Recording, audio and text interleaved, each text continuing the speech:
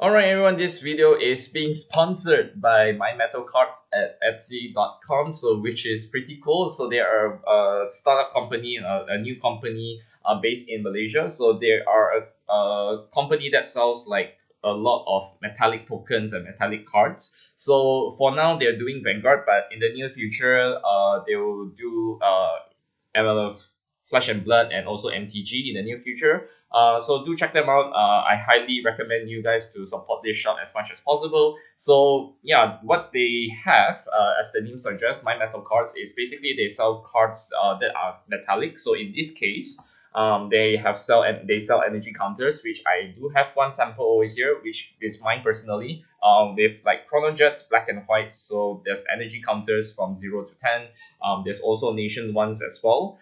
So this is a brand gate, and they are all UV laser printed. They are very metallic, as the name suggests. So very heavy. I would say not heavy, like it's like pretty sharp, but it's like very cool as well. So you can do them. You can use them as like collection purposes. You can use them for deck dividers, etc. And just to keep note that these energy counters are not officially sanctioned by Bushiroad. So these are not used to be used in official events. So these are because they're all custom made. However, you can use it to bling your decks out. You want to show off, you want to be fancy. So yes, that's it. There's also plenty of other variations of options as well. So like my OT, which comes in like gold, silver, and bronze as well, respectively. So which is kind of nice. They have different choices and variations that you can choose from. There's also like acrylic transparent ones actually.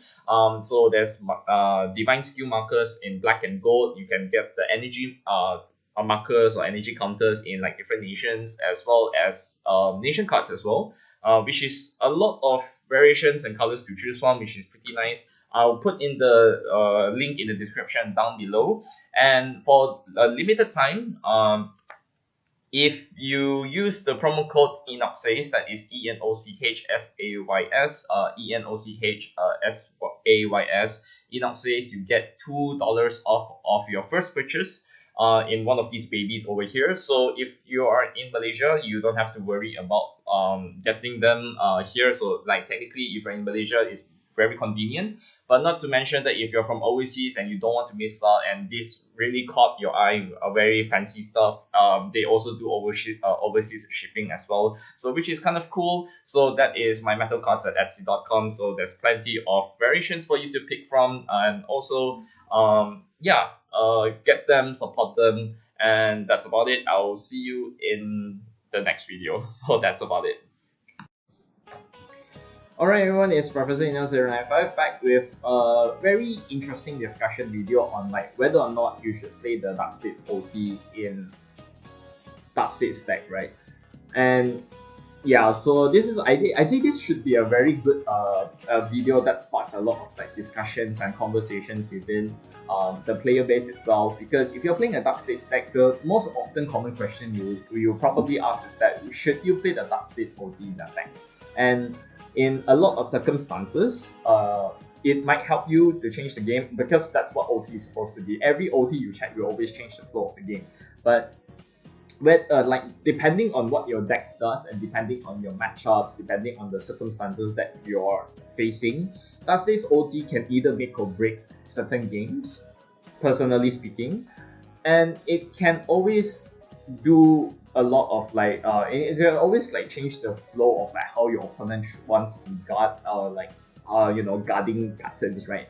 They can either just take the damage, or then you can just PG the Vanguard, most of the time, right? So in that particular sense, I think this video should serve as a little bit of like a walkthrough, or a little bit of a guide. But again, I have to make a disclaimer and a / caveat or whatsoever. All of this video, everything I'm going to say in this video is based on personal opinion and personal experiences and my personal observations. So of course, you feel free to disagree with me, and always put like your own opinions and analysis down in the comment section down below, because I want to have like a lot of discussions like with my with my viewers, and also with the player base around me. And we are trying to make certain decks good, whether or not you want to play with the Dark States OT or not with the Dark States OT. Then again, I will always have to emphasize this part, right? Dark States OT, if you don't know what it does, okay, I'm just gonna go through for some of you who might living be under a rock what the Dark States OT does. The additional effect is that if you track this Overtrigger, you get the player itself during your turn all of your Vanguards plus 10k power and plus 1 crit until the end of this fight. So meaning to say, your Vanguard instead of like 13k base, 1 crit during your turn, the base will always change into like 23k and double crit, right? So that's like that's what it does, and it's very scary in a lot of matchups, in a lot of games if you check it. And also in a sense that is a very pressuring Vanguard turn, right? Of course, if you check this card, then it can make or break, right? You know, so yeah, I think like I'm gonna go through like probably all of the Dark States deck in this particular video. So this is going to be a rather long video, so stay tuned with, bear with me, grab some popcorn, grab some chips, or get some soft drink, and probably listen to me rambling for the next 1 hour or so, like why I feel playing Dark States OT in this deck is a good option or a bad option, or there's plenty of alternatives, right? So without further ado, before we get straight into the video, if you do like this kind of videos in the near future, or more content, please do hit a like and subscribe and stay tuned for more things to come, right? Anyways, let's get straight into okay, now I've already explained what the Dark States OT can do. We're gonna talk about the alternatives, right? Now, in most of the cases that you see in this game, not every Dark States OT is the best in most OT decks, right? In most BS Dark States deck, okay, not everything has to be that good, because like personally speaking, Dark States OT is, if you were to compare Elder Breath and you know, the Dark States OT, I think Elder Breath just takes the cake. Like personal tier list, Elder Breath is the best OT in the game, because front row units plus doubles the power and doubles the critical. Like, who wouldn't want that, right? It's going to be very scary and very difficult, very pressure, especially if you're fighting decks like Eva, Silhouette, you know, and all of those kind of stuff, right? So you get what I'm saying, right? The Dark States OT is technically not one of the best OTs in this game. So of course you will always look for alternatives, which is like the OTs that you see in this video, right? And like in this screen. Blue OT, red OT, or the generic OT. So this is Ovaria, which is the generic OT to give like 2 units 100 million. Red OT to choose 1 standing rearguard and you can swing for another time. Which means that if you check a red OT and if you're a standing rearguard, you can pump the 100 million there and then you can swing twice for 100 million. And then you have Eidos Pharaoh, that's Vanguard, and that's Eidos Pharaoh. Eidos Pharaoh is the one that you can give 100 million and plus 1 crit to one of your units, not one of your opponents, my bad misspoke, one of your units, and then you can always fetch back whatever card that you need from your drop zone, right? So you can always fetch back your PGs. You can fetch back your Elemental Sanctitude if it's there by any reason, I don't know why. Maybe you killed it out or whatsoever, you can always fetch it back or whatsoever. So this is technically your alternatives with this entire game in itself, right? I don't think there's like any other alternatives that allows you to play this. So of course, there's always these 3 OTs that you can always rely on if you don't want to play the Dark States OT. Now, I'm going to go through some of the decks one by one, and I'm going to analyze it on like what makes the deck, why is this deck famous for, why is this good, and judging by that particular pattern, should you play Dark States OT, right? Okay, right, gonna clear my throat for a bit. Okay, let's start with Chronojet, right? So what's good about Chronojet? Now, granted, Chronojet right now in this meta is not as good as he is before, but still he's on like a tier 1 tier A, still top on tier A because of rush, because you have a very good rush gaming with like Brainwash, GG, Gungram, etc., or Dual Core, because I run Dual Cores in my deck, because why not? And you also have the new PR, which is the Gear Goat, that like at the end of the battle you can energy blast bot tank himself and draw 1. So the draw engine and the rush engine is like pretty good in Chronojet this time round. And not to mention that Chronojet's Generation Breakthrough ability is a guard restrict ability, which means that when this unit attacks, it gets 5k buff, and then your opponent cannot guard with grade 1 or higher, so this means that they cannot guard with grade 1, grade 2 or grade 3, they can only guard with grade 0. So in that particular situation, if your opponent doesn't have Sanctitude or an Overtrigger in hand, prepare to die, okay? And in that particular scenario, if you check the Dark States OT, it's going to swing for like 23k, 28k, okay? I'm going to say 28 because like with Chronojet's GB2, it's going to swing for like 28k double crit, right? And 28 is just not enough, right? There's more. Because if you are striding into next stage, which is usually like turn 4 or turn 5 next stage turn, you would usually have a power buff of like because thanks to Chronojet's Crest, you will have like 5k for each face up turns in your G zone. So assuming that you strike into Fate Rider last turn, that's 2 face up G units, and if you strike with next stage and then you resolve next stage steal to like go back to the G zone, it's going to be like 15k front row. So at base, Chronojet is going to swing for like 43k double crit. And if your opponent unboosted, and if your opponent doesn't have a Sanctitude or an Overtrigger in hand or doesn't have enough grade 0s in hand, they are technically dead that as well. And in that scenario as well, in like talking about next stage turn, if you swing at next stage and you check an OT, and if you have a booster behind you, you can always pump the 100 million behind the Vanguard. And then when you go back to next go back to Chronojet, you can boost with 100 million and double crit. Voila! That's the, I would say that the winning mechanic of like the winning scenario of that particular deck, right? Because like Chronojet, I'm not saying that Chronojet is bad, like swinging for very bad numbers. No, technically Chronojet can swing for very good numbers. It's just that they need a little bit of a push to it, and I feel like what more better than like forcing a guard restrict that you cannot use grade 1, grade 2 or grade 3 to guard, and forcing your opponents to like dish out all of their grade 0s to just guard, right? So in that particular scenario, I would say like Chronojet, like Dark States OT is the most optimal play for Chronojet. So I think that's about that's about it. It's a very good OT, to play in this deck. Next we have Gredon. Gredon, okay, whether or not it's like Gredon Mask or like the original Gredon, the perks of it is pretty simple, right? What's the pros of this deck? It's a restander because if you're playing Gredon Mask, you can only restand once and you can draft check 4 times. If you're playing the original Gredon, depending on whatever is on your field, if you have like Bubetsu or whatsoever, you can do like you can stand at least like twice, you can draft check like 6 times if your conditions are right and all that stuff. And you have like guard restrict options such as like Goman and Fujo that either like have to force you to guard with 2 or more in that particular turn or that particular battle. And it has good power buffs thanks to like Alcaray, etc., which is the new Desire Devil in this set.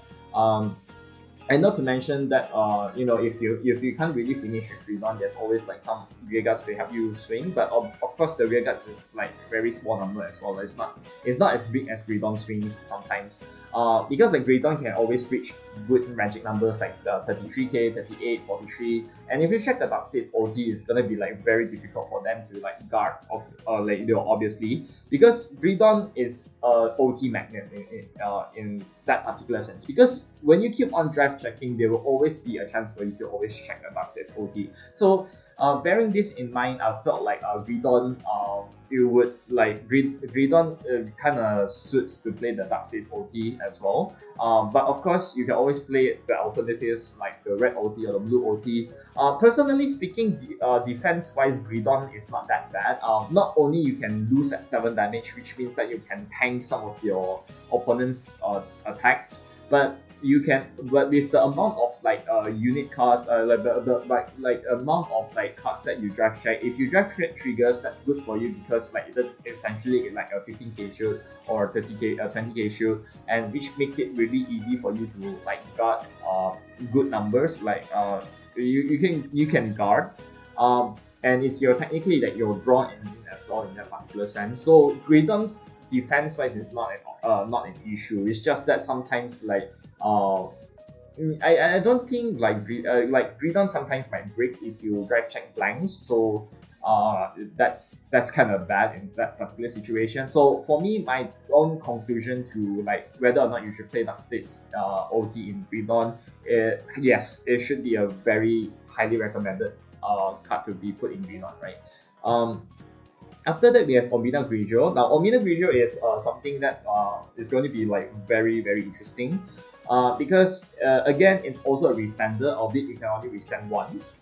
The perks of it, like the pros of this deck, is that you can keep on minusing your opponent's shield value and also like shut down their trigger increase. So let's say, for example, if you bind the Overtrigger and if you swing your opponent damage check Overtrigger, the Overtrigger 100 million just doesn't power buff, which is bad, which is kind of bad in that situation because there's no trigger shutdown for you, which is kind of funny and hilarious at the same time every time I play this deck against some of like my friends.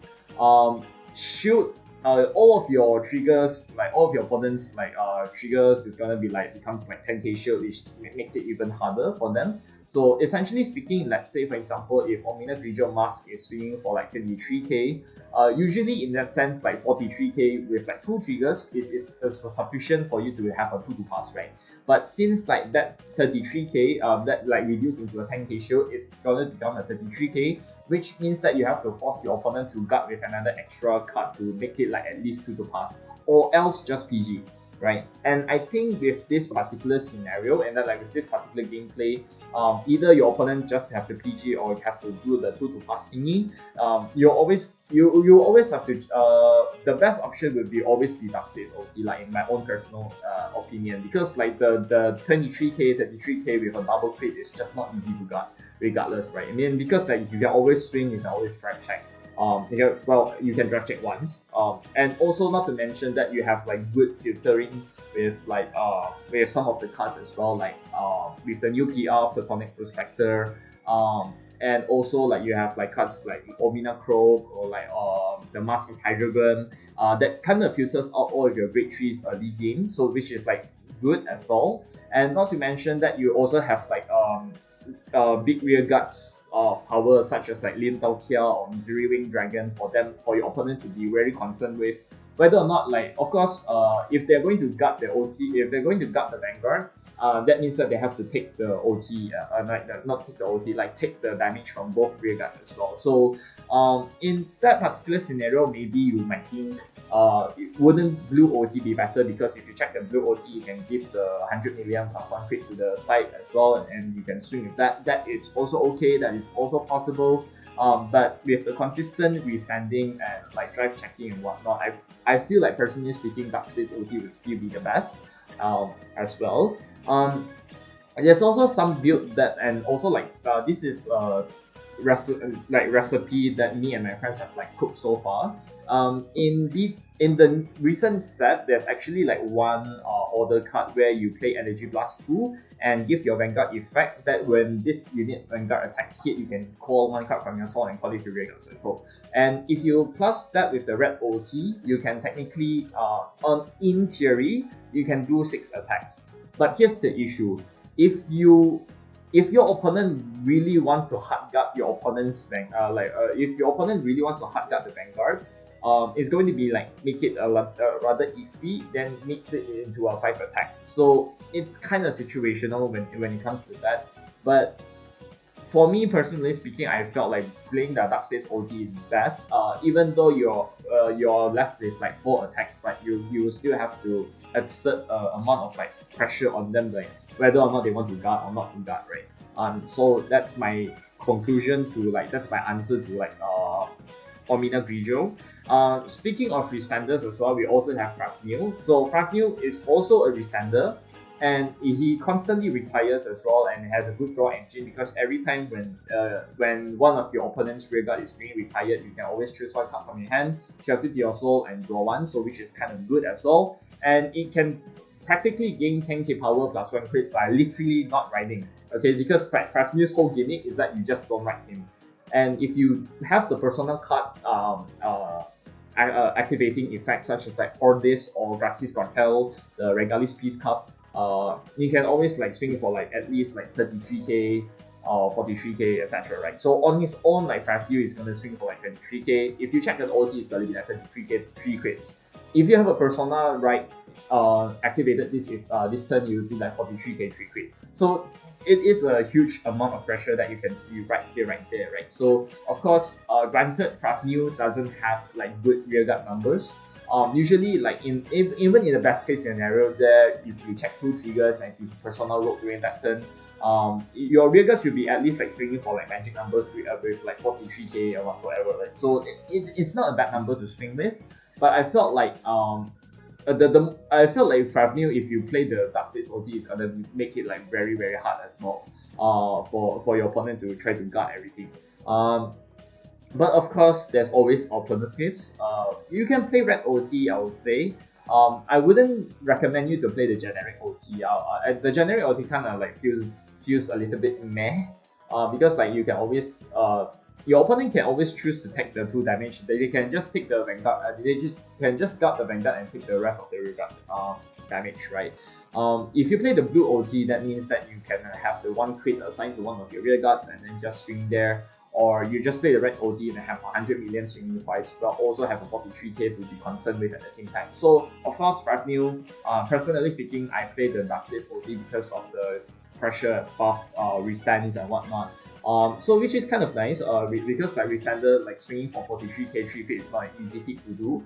So you either force your opponent to keep 1 PG every time, or you just make them 2 to pass or 3 to pass you, or whatsoever, no pass you, right? So that's how it is supposed to be. Next one is Draugal. Now Draugal is gonna be like a very interesting case study as well, like because I think this is, I don't think this is a I think this is a known fact that most Draugal players will not play the Darkseid's OT in this deck. In most recent meta that you have seen in the past month during the DBT 13 meta, with the same meta as like Youthberg, Lianon, Jiva, etc., Draugal kind of talks a lot, and most of the time you realize that they would not play the Darkseid's OT.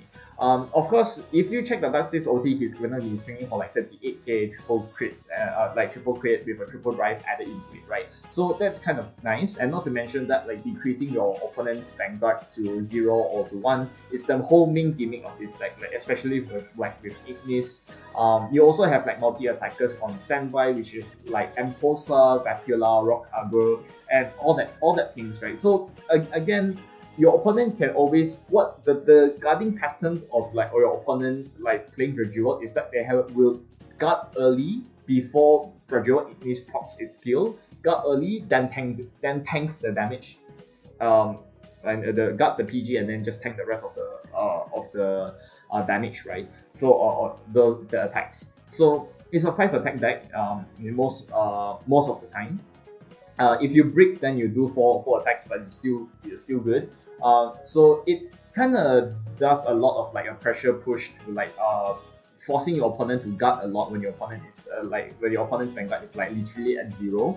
So of course, maybe the 38k 3 crits would probably make your opponent to think whether or not you want to PG, Sanctitude, or maybe just to 3 to pass, 2 to pass. If they don't, then you might need to bet a chance that they might check. You might need to land an OT for that particular situation.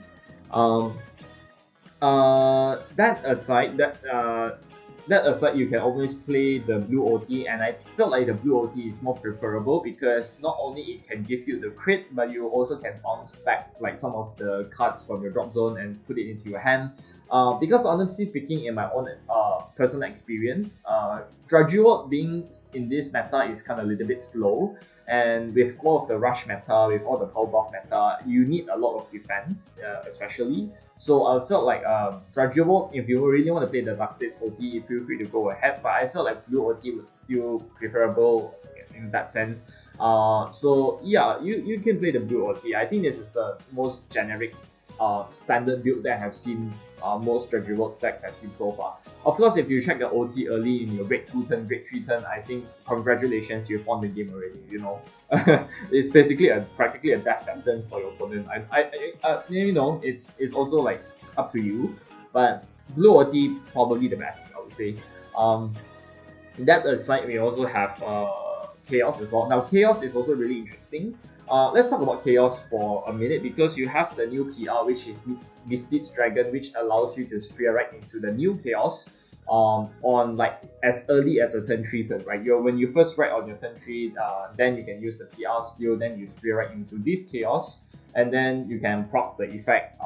Then you can give crit pressure, he gets a crit, 10k buff to all of your field, and also you have like multi-attackers like Ikani and guard restrict as well, such as Quenlu. Quenlu is like practically very scary in this deck. So yeah, and also like if like you can do like rush break run rush taming as well, like with Gungrounds, Jewel Claws, Quenlus or whatsoever. I think that's okay as well. And practically speaking, since Chaos has a crit on its own and he can do a lot of like multi-attack with like Ikanis, the best solution could be I would say that not the best solution. I would say like Dark States OD is still a little bit viable in this deck, because like if you write into grade 3 and if you check the Dark States OD, that means that every time you secure right into this new chaos, your opponent will have to face the terror of facing a 33k double crit every single like 3 crits every single turn, right? So which is where that's where the fun begins. But of course, being that said, maybe you might think that the crit trigger might not be enough for the push pressure, because your opponent will always PG, or maybe to give you a 2 to pass or 3 to pass or something, or give you a no pass if they guard with triggers and whatnot. Your much more better alternative is that you can always play with the red OT or the blue OT. I wouldn't play the generic OT. I think the generic OT is like kind of bad in this deck. I've tested it. It's not as amazing as most people might think. But of course, if you play the blue OT, of course there's always a crit there, and then you can always bounce back anything, because Chaos defense is absolute shit. I can tell you that. So blue OT might be the best, right? If you're not playing the blue OT, and then I feel like red OT is okay, but I feel like blue OT is personally the best, which I have to change to like something later. Although I say here that all alternatives are okay, but I feel like blue OT is still the better alternative, probably the best alternative to Chaos lah in this particular situation. So I think like Chaos is a very good deck right now. Like I've seen like Chaos and Eva is like rising on the top right now. Like potentially make the deck very good because of the whole PR thingy. So which is kind of nice, right? Anyways, we have Unica. Now Unica, Unica is a little bit on a rough spot, but however, let's not fret, because Unica will get a new support in the next set. So the next set, whether or not it's also tonight as well. So whether or not the support is good, you have to see. Unica is a very interesting case study for this deck and for the Dark States OT. Personally speaking, I wouldn't play the Dark States OT, even though I put it in my deck. But it's because I don't have blue OT with me, but I play the Dark States OT nonetheless. But for me, I would say that the best alternative would either be the red OT or the blue OT. I think that's about it. It's because even though you have like an order card, an Almagesta Celestia, which allows you to CC1, shove in 3 triggers from your drop, and if you remove a Unica during this game, you can get crit +1. It's probably still not enough, because Unica's biggest problem, you still have to rely on critical triggers, and the power buff also have to rely on like how many critical triggers you have won for this effect. So it's good to restand one of your rear guards and then pump power like to herself and the rear guard, depending on how many critical triggers is in your bind zone. I felt like that's not enough to make Unica win games. So in that particular situation, I felt like the blue OT could be a better option, I would say lah. Or you can play the red OT, it's fine. But I felt like there's always like pressure in like having a crit, so blue OT is still the best for this deck. You can always play the filter, great one, Plutonic Prospector, which is the new PR for like Unica and Omina Grio. So it's also a good filter as well, because you can keep on filtering your grade 3s. Like you can search your mask, you can search your mask of Hydrogram, you can search your original ones for your discarding, superior riding, etc. And which is good, which is not bad. I felt like Unica can be better. I'm hoping that the next review in the stream can make Unica way better than before. So that's about it. My conclusion for Unica: do not play Dark States OT. I've tried. I've really tried. It's not as good as I thought. That's about it. Direful Dolls. Okay, now Direful Dolls is the most tankiest and the most defensive deck in this format so far. Being that said, even with Unbroad's Drive +1, even with the Vanguard's Drive +1 and you have multi-attackers with Providenza, which is the grade 2 double regger with at end of battle, Energy Blast 3, put herself back to the like bind herself and then choose one Daifu Door from the sword and call it the Rearguard Circle. I don't think that's enough, because right now Daifu Doors, what they need is an offense mechanic like that. You need something that can push really hard and really fast. Even though the Drive +1 might help a lot, even though the multi-attacker helps a lot, I feel like it doesn't really win games. And like I said, this is the most defensive and defensive deck in the game, and sometimes if you're going to play this deck in a tournament, it's going to take a very long while to finish one game. So you need a lot of like good options to try to push forward. So I thought like you want to play the red OT, it's fine. But also preferably like blue OT is the best, I'll say. So I've seen people playing the blue OT, I've seen people playing the red OT. So but nonetheless, at the end of the day, I say like blue OT is still the best. Because you can try to push a lot. But that's about it. That says OT not as good as you think, because like Daifu Doors, if you're going to play this deck, you need to push very hard. You need to push very fast as well. So that's my personal opinion. The defensiveness is not as good as its the offensiveness is not as good as defensiveness, I would say. There's a little bit of like imbalance, even though like you have like cards like Liberata that can swing for like 23k, 33k, whatsoever, etc. Right? It's still good. It's not a bad number to swing with. Just that you need more to push. Barom Magnus. Moving on to Barom Magnus. Okay, Barom Magnus is a very interesting deck to play. But for this time round, with like Barom Magnus having a new support, I felt like most people will play Barom Magnus as a form of like OTK, like one turn kill deck, right? Which is kind of true, because Barom Magnus in itself, if you do a lot of like soul charging, if you do like a lot of like this kind of like soul charging and whatnot stuff, right? You tend to soul charge a lot of triggers, and sometimes you don't land triggers. Defense is absolute shit in this deck, I can tell you that. So your best option to play Barom Magnus is to always play with, on a one turn kill mentality mindset build, right?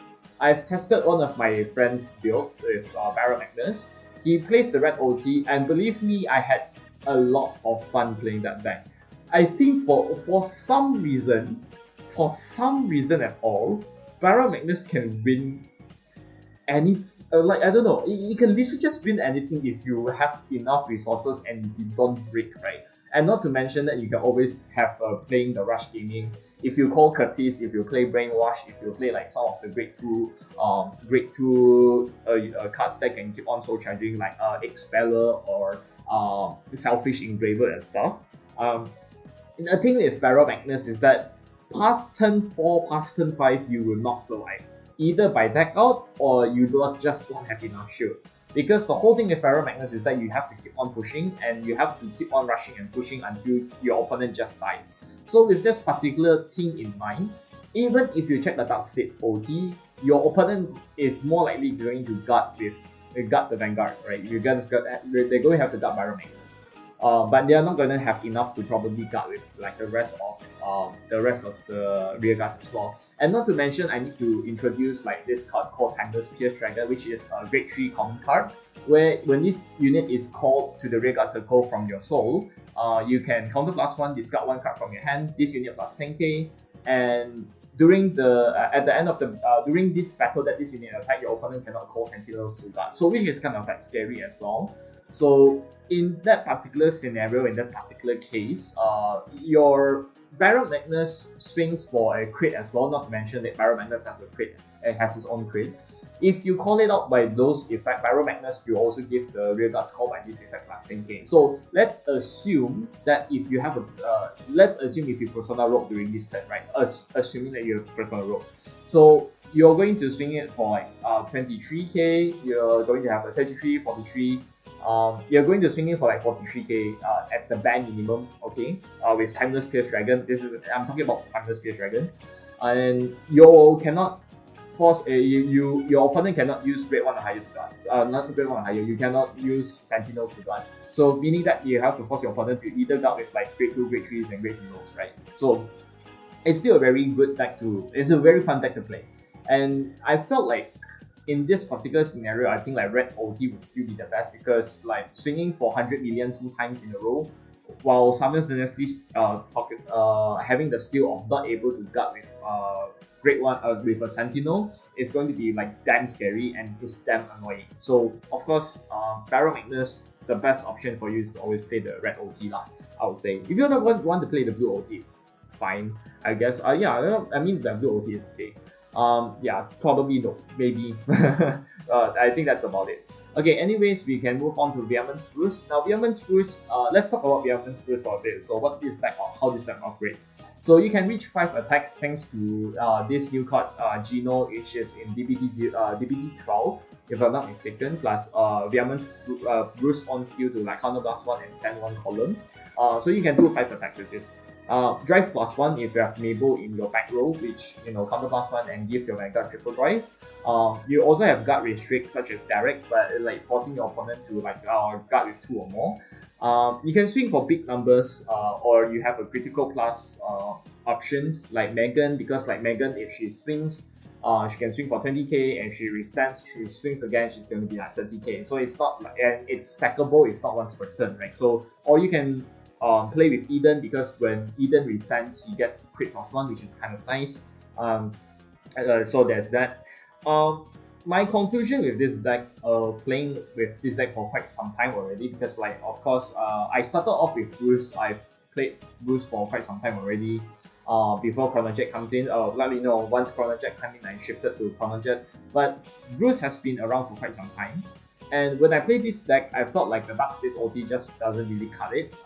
It's not saying the pressure is there even with the whole triple drive and whatnot. I felt like the rear guards are probably the most the most annoying thing to guard with, because Unar Bruce in general swings for quite a small number in that particular manner, right? Because in a Persona turn, you can always swing for like 30k and you just cannot seem go past beyond that. Even if you check the Dark States OT, it's going to be like 40k 2 crit, and your opponent will always find a way around it to try to pass it or whatsoever, right?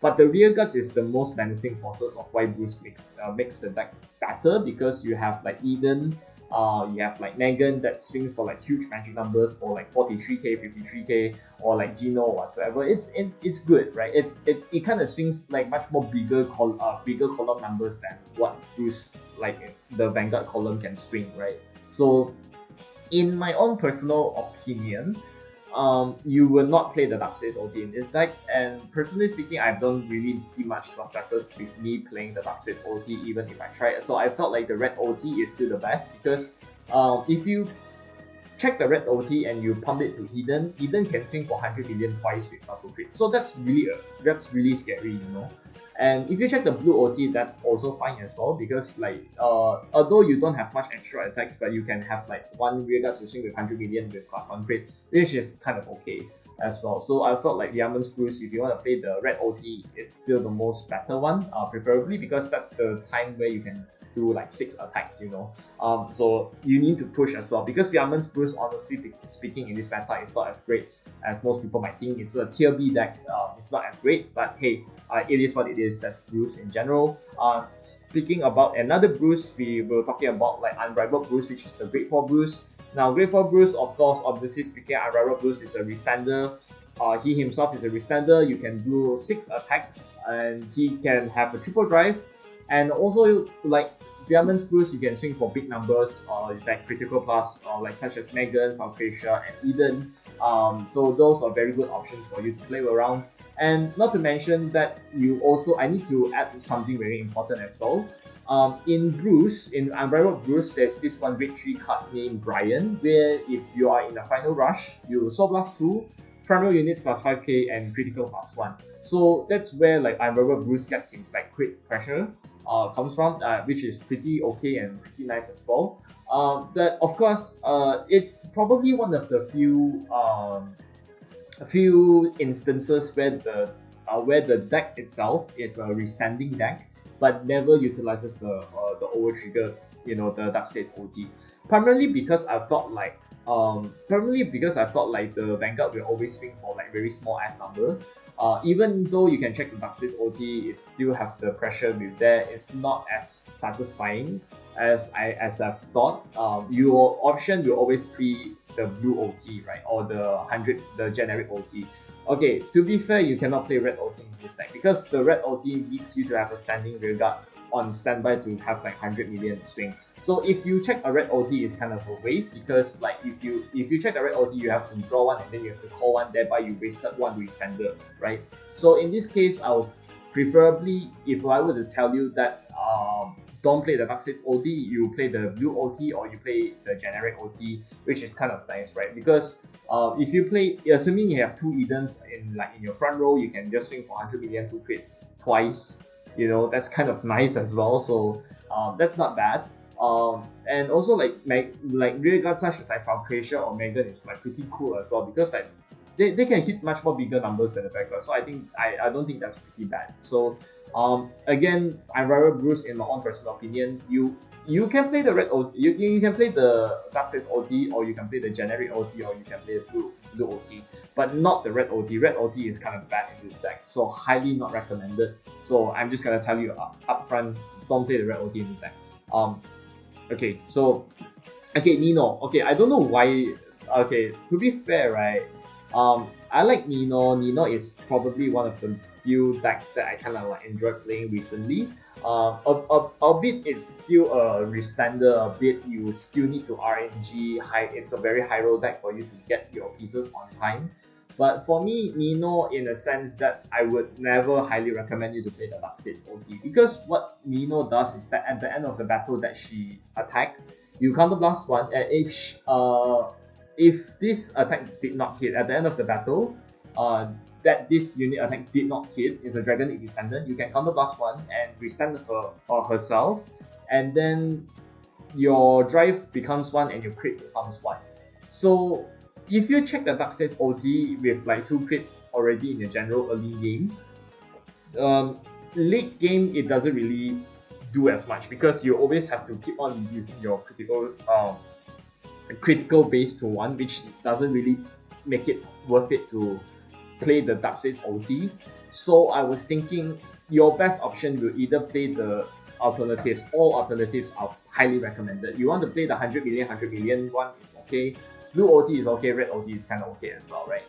Because of several reasons, right? Because like this Break 2 Nino, the blue color background Nino, where like when she attacks, if it doesn't hit, you can counterblast one, you can restand. If you have five or more different quintuplets in your memories, you can counterblast one, you can restand, and then you bot deck one of your quintuplets, and then she can swing again, right? So which is kind of nice. So assuming that if your opponent has like have 5 damage already, the 100 million, the generic OT is kind of like good because you can keep on pumping 100 million both sides, and then you can swing like 4 times 100 million, I think. Please correct me if I'm wrong, but that again, that's a very, very dangerous situation to be in, right? So I felt like the best OT for me to play in this deck for the time being is always the generic OT, which you can swing for like 100 million. If you can push your opponent, manage to push your opponent with like 5 damage, and if you check the generic OT, you can always pump 100 million both sides. Swing 100 million, does not hit, counterblast, restand, counterblast one, restand, swing 100 million. That's fun. That's really scary, and that's really funny to experience. You know, I've put it once, probably more than once already, but it's like a very hard. It's really kind of like forgettable, unforgettable moments. But of course, you can always play the red OT as well, because like red OT will always do the same thing as well, because 100 million, and it's kind of nice. Blue OT, I would also say like it's okay as well, because you can have the crit pressure there regardless. So yeah, all alternatives are highly recommended. So just play that one wherever you feel like it, fancy. But I will not play the Darkseid's OT in this deck now. I'll tell you this. Do not play the Darkseid's OT. Next one we have Barom Magnus. Now Barom Magnus, this deck needs more support. I have a feeling that this deck really needs a lot of support. Okay, for those of you who doesn't know what Barom Magnus does, is that when this unit attacks a Vanguard, he needs to shelf like 2 grade 3 Rearguards into your soul, draw 1 card, and he gets 10k until the end of this battle. And depending on how many grade 3s are there in your soul, you prop the following abilities. If you have 3 or more grade 3s in your soul, all of your grade 3s plus 5k and gets boost. And if it's 6 or more during the battle that this Vanguard attack, your opponent has to guard with 3 or more cards, which is pretty interesting and also scary in certain situations. So I would say like if you want to play the Dark States OT, which like to be honest, like your Rearguards doesn't have much like you only swing for about like 3 attack. This is a 3 attack deck, I will tell you that. If you want to have extra pressure, play the Dark States OT. I think like after much testing and much play testing with it, I felt like the Dark States OT would still be the best because of course guarding with 3 or more is one thing, power 10k plus 10k is also one thing, but also with add another 10k and plus another crit is also another thing, which is scary as well. But if not, then you can always play the red OT, because like honestly speaking, you want to add another additional attack for like for Barom Magnus, you can play the red OT. If you check the red OT, draw 1, call 1, plus 100 million, just swing, it's okay. I feel like the red OT will still be, it's either you can pick either the Dark States OT or the red OT. I will not play the blue. I will not play the blue OT in this one. But to be fair, you can play the blue OT because of the reason that Barom Magnus, most of your deck consists of like grade 3. So of course like your defenses is like going to be a little bit iffy. But not to mention that if you have a card like Crucial Dragon, which is a 10k shield, like if your opponent checks a trigger, it's also a good defense option as well. But that's about it. There's nothing much that you can do other than relying on trigger checks. If not, if you drive check grade 3s, then you're in a pinch. You're in a huge pinch. So you can play the blue OT, red OT, but I would say that the only OT that I would not highly recommend is to play the 100 million OT because it's really useless in that particular scenario situation. So I will not play that. Don't play the generic, play the Dark States. In order of preference, Dark States OT, red OT, blue OT. So you hear it from me first, right? That's about it. Also Lartes. Okay, so also Lartes is a full attack deck, which is the new start deck from the new start deck as well, released early this year. The best thing about also Lartes is that every time you soul charge, right, with the right line or whatsoever, because like this also Lartes is a skill that with you, when this unit attacks a Vanguard, you energy blast 4, you choose 1 card from your soul and call it to Rearguard Circle. And that unit plus 10k until the end of turn. So of course there's you need to have like some sort of like a soul charge mechanic in order for you to have a pool of cards usable for you to call out and plus 10k and then can swing like that, right? So you have cards like Timeless Pierce Dragon, which is really useful in like to counter blast 1 and not to have your opponent to PG when he attacks. Or you can always call something else like the grade 3 double rare, we can call it out and then you can swing, and then you Soul Blast and also Lartes in the Soul plus 15k, that's also nice. Or like in the worst case scenario, you have to call like some other random ass card from your soul and just swing with like plus 10k and just swing with it. Like for example, the worst case I've done is just call out a Gangram and just swing with like 28k if you Persona roll, or you just call a Jewel Core Dragon and swing for 33, you know, that kind of like particular situation. But again, also Lartes in a sense, I felt like the Dark States OT just doesn't really cut it. I felt like the problem with also Lartes is 2 things. Number one, it has CB issues, so you don't have much. So like you really need to know when to use your Counter Blast and whatnot. And because like Full Pigment Dragon, which is like also Lartes Grateful, is a card that can when attack you can Counter Blast 1, shove one of your front row Rearguards move into your soul, and you get to draw 1. That also needs a CB. Also Lartes needs a CB for you to like Counter Blast 1, search your deck for up to one Persona right, and then you add it to your hand and you shove your deck. So at least on the bare minimum, also Lartes needs to have like 2 CB per turn, right? And I felt like that's the first problem. The second problem with also Lartes is that like it doesn't have a very good I would say like how should I put this? There's no push pressure to it because the Rearguards just doesn't really swing for big numbers, even if you Persona roll. And I think that's the problem that I face. Not even Full Pigment Dragon can swing that good of a number. Because Full Pigment Dragon doesn't really swing much. The grade 3 is okay-ish because you can swing for like at least like 28 if you use the skill. If you persona right during this turn, it's gonna be at 38.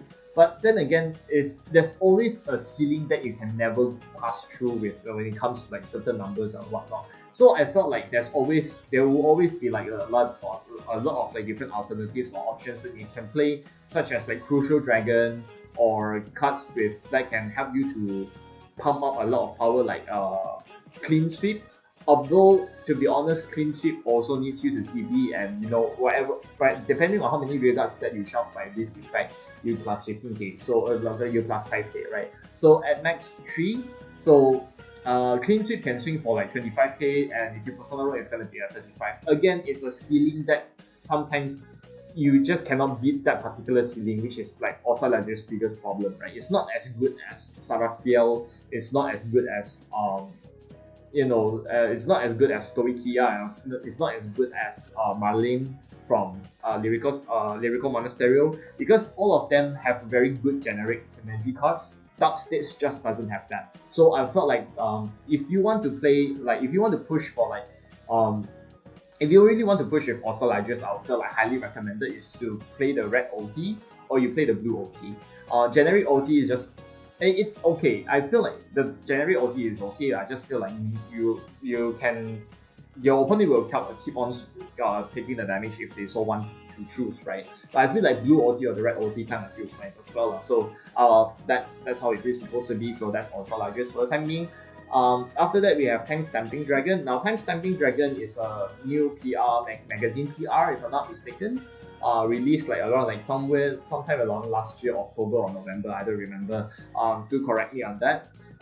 So Time Stamping Dragon is basically the Dark States the version of Highlander, right? Where all of your grade 3s and your grade 2s have to be different names. And so that when this unit attacks, you can bind up to bind any number of rearguards, if I'm not mistaken, or like bind up to 2. If you bind a grade 3 with this original effect, he gets plus 10k plus triple drive. And if it's not, if you bind a grade 1 or grade 2 or grade 0, search your deck for your grade plus 1. So if you bind a grade 2, you search your deck for grade 3, superior call it, plus 10k until the end of turn, and then shuffle your deck, etc. Right? So in a particular sense, Time Stamping Dragon can do up to 4 to 5 attacks. If you have your resources well, you can manage your resources well. And not to mention with the addition of the Gear Goat is pretty nice because like you can always bot back anything from your rearguard or from your bind zone in order for you to like refresh, like not to have the same cards in your bind zone all the time. So it can make the deck rather consistent in that particular sense. So Time Stamping Dragon is kind of like nice for you to play the goat as well. So, and it also has like triple drive and whatnot, right? So after testing with this deck, I felt like red OT and the blue OT is probably the best ones out of them. Generic OT just doesn't really cut it. I tried. It's just it doesn't have that much pressure because again, Time Stamping Dragon's biggest problem is that it doesn't have much power buff. With like it doesn't buff with anything power buffs other than his own skill and some other rearguard skills that actually plus buff to its own. That doesn't sound a lot, but Crucial Dragon is one of them. And Miroslava, I don't know, Miroslava is also like kind of bad. But I felt like if you want to maximize the potential of this deck, red OT or blue OT is still the best. Not to mention that Time Stamping Dragon's like defense rate is kind of a little bit iffy because if you don't drive check any good triggers, you're also technically breaking as well. So I think that's how it's supposed to be. Time Stamping, you can play the red or the blue one. So I feel like red OT will still be the best, or blue OT is okay. I wouldn't play the generic OT lah. So that's about it. Last one, not last one. Okay. Second last, right? Lucia. Okay, now Lucia, to be fair, I feel very bad for Lucia and I feel really sad for Lucia. I have the deck, I just really didn't have much time to test with it, but with a lot of experiences trying to borrow like some of my friends to play with it, play with their deck, and also like testing it on CFA, I feel like Dark States OT is just not really suitable for this deck. I'll tell you that much. Because the whole thing is that Lucia right now is that she needs a huge push to swing and whatnot. And not to mention, it's good that you have like a cards such as Rising Dragon to be your major beat stick. You have the Great Tree for the ones that you can CC and then whatnot. You Soul Blast to CC, etc. But that's about it. The only thing right now that can really make Lucia better is that they can have a much more consistent. I would not say consistent. I would say like if they have another multi-attacker, that would be nice. Like Nightmare Doors levels of Nightmare Door levels of like Superior Calling from the Soul or whatsoever, which is kind of nice. But I feel like if Venus Lucia will come out sometime during this year or next year, hopefully it fixes Lucia or not. I'll probably give it a multi-attacker or restandard or whatsoever. I feel like Lucia for now is a 4 attack deck that even with Rising Dragon it can swing for good numbers, but that's about it. And for me personally speaking, I would not play the Dark 6 OT just because like it doesn't really push much as I would like to do, as what I would like to have. I felt like Red OT or the Blue OT would still be the best, but never play the generic OT because like generic OT just sounds really bad for this deck, even if you try. So I feel like Red OT can be the good attacker as well because you can do 5 attacks per 100 million swinging twice. But Blue OT, you can always give the crit to somewhere else, of course, and bounce back something else. Lucia, in terms of the defense, is not as bad. It's not very bad. It's pretty good. I would not say like super great. I feel like it's pretty decent, but that's about it lah. So I feel like Lucia, for me, personal opinion, never played the Dark 6 OT. The pressure is there. It's just not there. It's just not enough. That's about it. I don't know how to explain this, but it's just not enough. Alright. Last but not least, Outer Slaughter. If you're playing this deck, I have 2 questions for you. Why the F will you play this deck? Number 1. Number 2, if you play this deck, I salute you. I congratulate you, I salute you. Why would you play this deck, right? But don't worry, if you really want to play this deck, by all means go ahead. Because you want to know why? Power buff, Soul Charge 6, Soul Blast 6, Great Zeros, Soul Charge 6, Amadine, Brainwash Swiller, Power buff, 100k? Why not? Nah. I mean, if you want to play this deck, by all means, go ahead, right? Dark 6 OT? Maybe. Even though I said nah. Like you want the pressure, you want to like go all out with a bang. I wouldn't. If like you're going to deck out, you're not gonna survive long.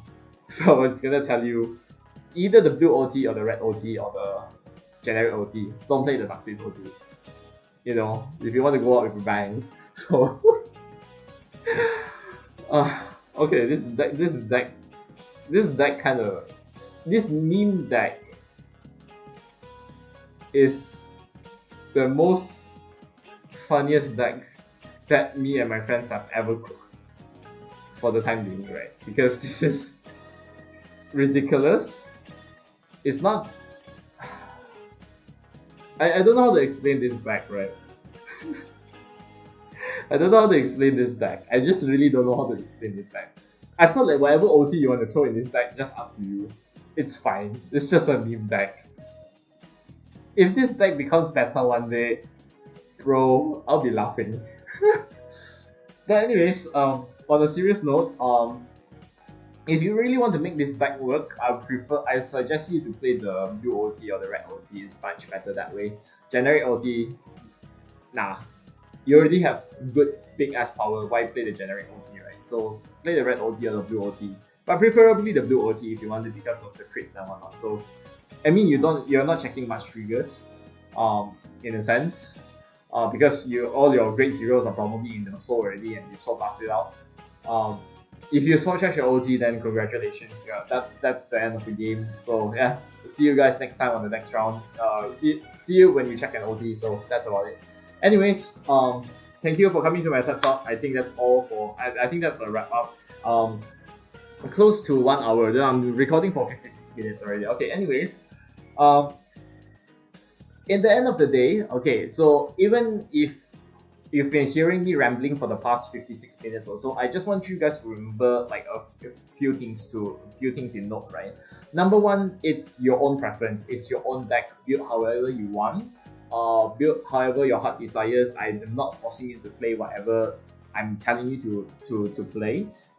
Everything always boils down to preference. It's just that when it comes to like Dark States OT in general, you notice that like majority of the decks I give a lot of alternatives, then leaving a very few room for this Dark States OT to play.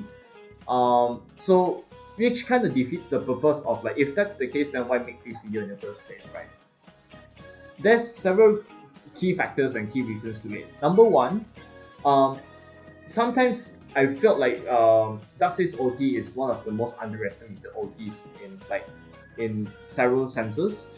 Because like in standard decks such as like Favneel, Omina Grio, or like Barom Bruce, the 23, 28k, 2 crit, 3 crit will always pushes a lot of pressure to your opponent to guard, and sometimes they have to run out of steam regardless, right? Sooner or later they have to run out of steam to like PG, and they have to rely on like guarding with 2 to pass or whatnot, right? So in that particular sense, checking the Dark States OT can be either, like I said, it's either make or break the game. So if you manage to win with it, congratulations. If you don't win with it, then tough luck. Because sometimes whatever the OT you're playing with, right, you always change the direction and the flow of the game. If you check the blue OT, they will always have like that's kind of like defenses and whatnot, like added defenses. If you play the red OT, there's always like extra of levels of offense to it. Having an additional attack implemented in like some of the decks that usually the decks just really don't provide. Let's say a 3 attack deck, usually if you play with a red OT, you become a 4 attack deck, which is kind of nice, right? But at the end of the day, I just want to, like, the main takeaway for this video is that play whatever you want. I think you can build to whatever your heart's desires, and I felt like with the whole BT02 meta coming out, some decks playstyles might shift, some support might make the deck better, and it kind of needs us to change the strategy for what Overtrigger feels the best to be played, and like some certain decks and whatnot. So again, maybe for example, Barom Magnus might change into like hardline red OT and not probably like blue OT in the near future if they have like some good ass support in the near future, right? If not, then it's fine, because like there's always alternatives that you can always go to. There's always like different decks that you can play. There's always like different decks that you can try out. So take it from a lesson from like this video is that like build depending on the meta, on the surrounding meta, build like whatever feels the most optimal play based on your card pools or whatever you want to play in that deck, because sometimes deck lists also, like different deck lists also contributes to what OT you play as well. So that's much as I can tell you for that, right? And probably that's about it, right? I think that this is a one word of advice for me, if it's any advice at all. Probably the most obvious advice, I have to tell you that. But at the end of the day, I just want you guys to enjoy this game whatsoever. Sometimes damage checking OT or drive checking OT can be the most joyous day of your joyous fight of the day, or it's the most annoying, saddest day of your saddest fight of the day, right? And enjoy the game and cook a lot. You just guys have to cook a lot, and depending on like whatever guys you like the card pools that whenever you're cooking with, will change like the flow of the game however the game turns out, right? So I would say that's about it, right? So anyways, I think I'll stop the video right here right now. Again, disclaimer, everything is my own personal opinion. You can disagree with me on this. You can always like put it down in the comment section down below, like what I did wrong, what can I do, etc. And I really look forward to like doing this kind of like more contents like this in the near future, because I felt like this should warrant some sort of like a discussion and whatnot. So I think that's about it. I don't want to ramble any further. So yeah, I think that's it. This has been your person, you know, 5. Signing out. I'll see you guys in the next video, and don't forget to check my sponsor, my metal cards at Etsy.com. So see you guys on the next video. So goodbye, good night.